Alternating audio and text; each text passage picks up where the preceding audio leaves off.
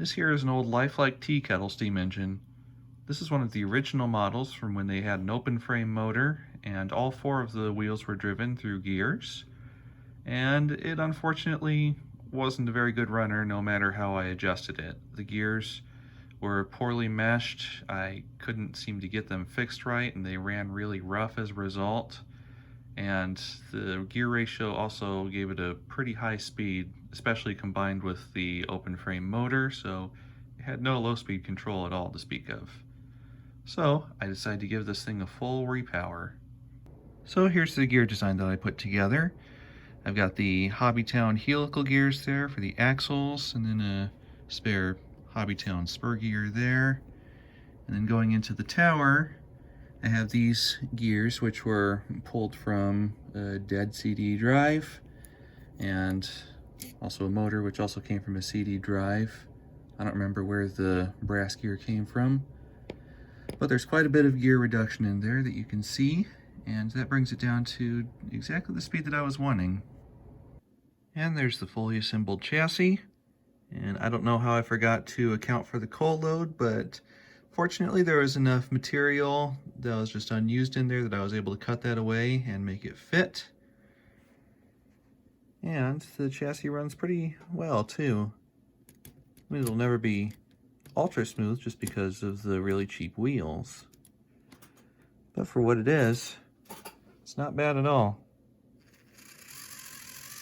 It has actual low speed control now. I was able to keep the original weight in there, but I did have to cut off the bottom bit to make room for that new gear. But that does still fit inside of there, and it's kept right where it needs to be, so that's not going to drift off anywhere that it's not supposed to. Now let's run the thing around the track a bit.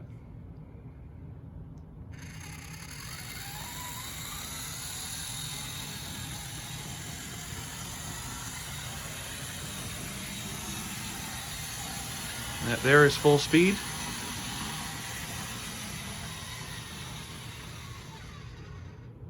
Much better than it was before.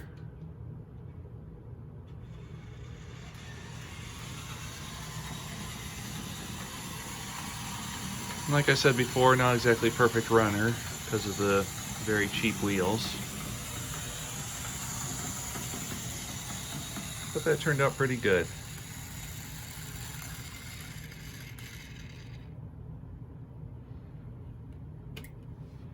So now I'll couple some cars to that. I've got these 1860s style freight cars that I thought would look pretty good behind the thing. That wasn't the smoothest takeoff. Let's try that again. There we go.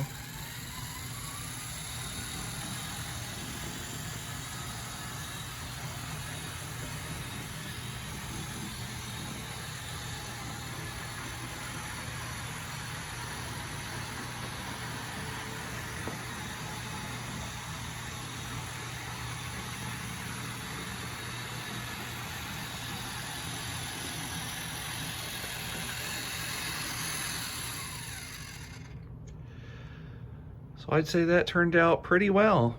The 3D printed gearbox really works great in this thing.